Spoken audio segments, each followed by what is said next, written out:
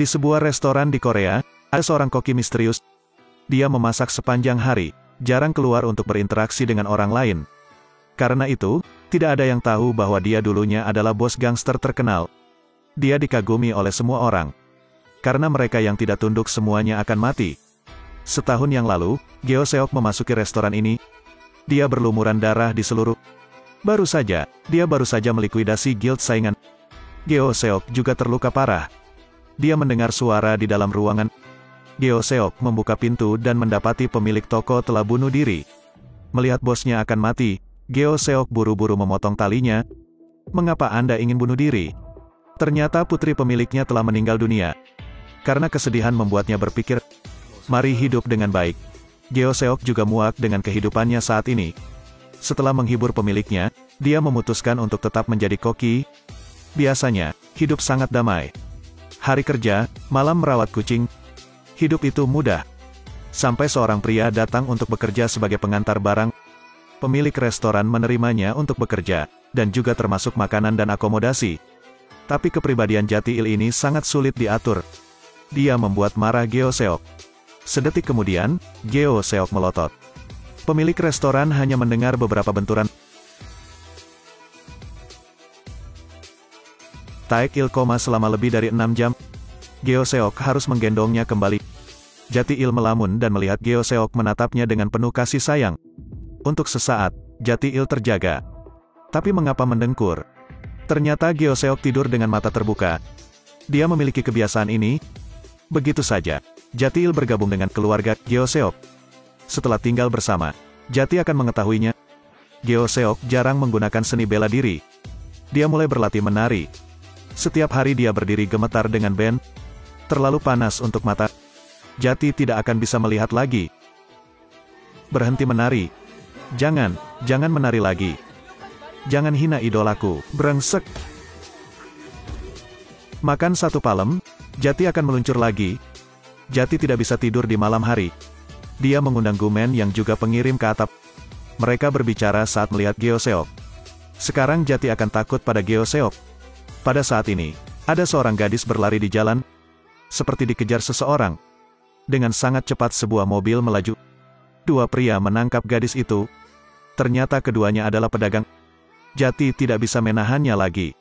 Mengapa mereka akan menggertak wanita? Jati-il bergegas mendekat. Kemudian dia dipukuli habis-habisan. Nama ini tidak menahan diri. Jati akan memanggil Geo Seok. Geo Seok bertingkah seolah dia tidak melihatnya. Gumen datang untuk menyelamatkan. Hentikan, boom.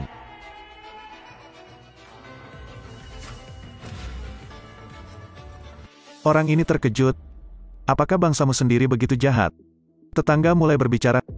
Kedua nama ini tidak nyaman untuk bertindak. Aku sudah ingat wajahmu. Tunggu saja. Setelah mereka pergi, gadis itu dibawa kembali ke restoran. Kyung Jo adalah seorang yatim piatu. Kadang penuh, kadang tidak. Sepatu juga hilang selama pelarian. Tapi Kyung Jo juga tidak menerima sedekah. Kyung Jo berjalan keluar dari restoran. Tiba-tiba sesuatu memukulnya. Jati akan melempar sepatunya ke Kyung Jo. Itu sepatu bekas. Tapi itulah yang paling dibutuhkan Kyung Jo saat ini. Kemudian Jati akan membalas dendam pada Geo Seok. Dia memarahi Geo Seok karena pengecut. Tapi Geo Seok akan terungkap. Itu lebih banyak masalah. Kemudian Jati akan pergi mengantarkan barang. Biasanya, dia hanya ceroboh. Tetapi pekerjaannya tidak kalah dengan siapapun. Sebulan berlalu dengan sangat cepat. Jati akan mendapatkan jumlah gaji. Ini sangat berarti. Geo Seok tahu Taek-il kabur dari rumah, dan ibunya masih di rumah. Dia menyarankan Jati-il untuk pulang. Aku sudah memberitahumu sebelumnya. Ibuku dan aku bertengkar. Geo Seok tidak ingin bicara lebih banyak. Jadi, Jati-il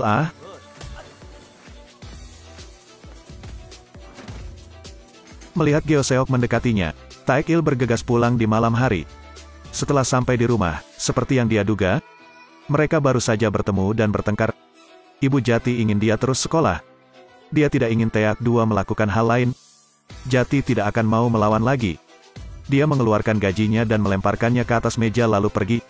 Jati tidak akan mau belajar. Dia ingin membuktikannya pada ibunya. El akan menggunakan cara lain untuk menghasilkan uang. Setelah berbalik, Tael melihat gadis dari hari sebelumnya juga datang ke sini. Ternyata pemilik restoran membiarkan Kyung Jo tetap menjadi pelayan. Tapi orang-orang kemarin datang lagi. Mereka mendorong pemiliknya ke tanah. Jati-il dan Gumen melawan. Tapi mereka tidak bisa menang. Saat huru-hara, Jati-il terlempar dan terkena sesuatu. Ternyata itu adalah Abu Putri pemilik penginapan. Pemilik toko kaget, matanya merah dan merah jambu. Dia memegang Abu di tangannya. Melihat adegan itu, Geo Seok menjadi marah. Dia meniup salah satu dari mereka terbang. Pria lain mengangkat tinjunya dengan keras. Tapi kakinya terangkat dari tanah. Geo Seok melemparnya ke atas meja, lalu membuangnya lagi. Nama lain bergegas masuk. Pukul satu tamparan telinga. Geo Seok membalik pisaunya ke belakang. Tamparan lain. Saat ini, salah satu pria memecahkan pot bunga di kepalanya. Geo Seok menjadi semakin marah. Dia meninju pukulan. Kemudian pegang kepala orang lain dan tekan di atas meja. Tawarkan untuk makan hidangan spesial restoran, korek api. Lalu dia berkata sambil memukul. Gigimu akan tanggal dulu, kan? Atau akan meledak lebih dulu? Yang terakhir memegang pisau, menyentuh tubuh Geo Seok. Dia menarik perhatian. Abis. Perkelahian berakhir. Saat itu polisi tiba. Mereka diselidiki dan kemudian masuk penjara. Bagaimana dengan Geo Seok? Polisi sangat sopan kepadanya. Mereka bahkan membawa mereka kembali. Namun, Geo Seok tidak senang. Karena dia tahu dia telah diekspos. Setelah itu, dia tidak bisa tenang lagi. Pasti keesokan harinya, sekelompok orang berdiri di depan toko, apalagi mereka semua mengendarai mobil mewah. Jati akan melihat Geo Seok berbicara dengan seseorang. Orang ini adalah bawahan. Dia mengundang Geo Seok kembali. Dia bilang sejak Geo Seok menghilang, klan lain membunuh mereka. Dia juga berkata, Bos, identitas Anda telah terungkap. Anda tidak akan datang mencari mereka, tetapi mereka akan datang untuk Anda. Itulah inti dari masyarakat kulit hitam. Karena itu, kamu harus menerima perintah. Pokoknya kamu harus bekerja sendiri. Malam itu, Geo Seok berpikir seharian dan akhirnya keluar dari toko. Dia masuk ke dalam mobil dan pergi. Orang-orang di bar semuanya kecewa. Kali ini keluarga Jati-il terjadi lagi. Ibu Jati-il ingin membuka restoran sushi tetapi tertipu untuk melakukan rentenir. Para preman itu akan segera pulang.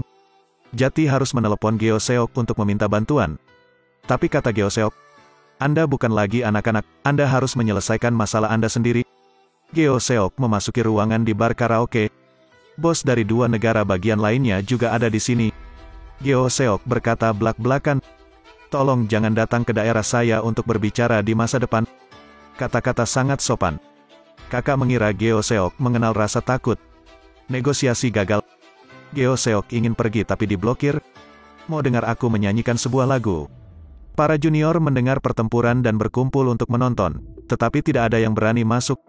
Di kamar 5-6 nama tergeletak di sekitar. Geo Seok meninju bos negara bagian lain. Dia menghela nafas saat berbicara. Berjuang lebih sulit daripada menggoreng makanan. Di sisi ini, masalah datang ke pintu Jati-il. Rentenir ingin mencuri uang terakhir ibu dan anak.